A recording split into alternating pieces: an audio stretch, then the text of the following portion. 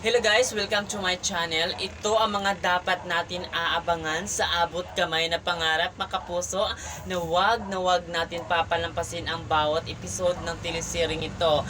Dahil nga sa pagka-aksidente ni Tanyag, dito na nga talaga bumalik ang kanyang alaala tungkol sa kanyang nakaraan maging sa kanyang pagkatao. Kaya naman ay hindi na talaga mahihirapan itong ating bida na i-explain to kay Tanya kung gaano sila kabuting tao na talagang gumawa ito ng mabuting bagay at hindi katulad ni Moira na talagang naghahasik ng lagim, gumawa ng masama dito sa ating bida para pahirapan. Kaya naman mga kapuso, ano kaya ang mangyayari dito na bumalik na ang alaala ni Tanya? Dito na nga ba talaga mapagbayaran ni Moira ang lahat ng kanyang kasamaan dito sa ating bida? Kaya yan ang aabangan natin dito, sapagkat hindi na rin talaga makapagsisinungaling itong si Zoe at Moira kasi alam na talaga ni Tanyag ang katotohanan. Kaya abangan natin ito mga kapuso kung ano nga ba talaga ang kayang gawin ni Tanyag dito kay Moira at Zoe. Kaya yan ang abangan natin dito.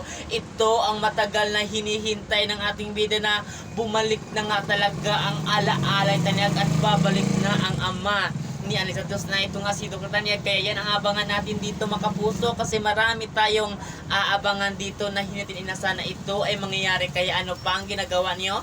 Lagi lang kayong makatutok sa teleseryeng inaabangan natin at ito ang abot kamay na pangarap mga kapuso. Lagi lang kayo manood dito. Thank you sa panonood.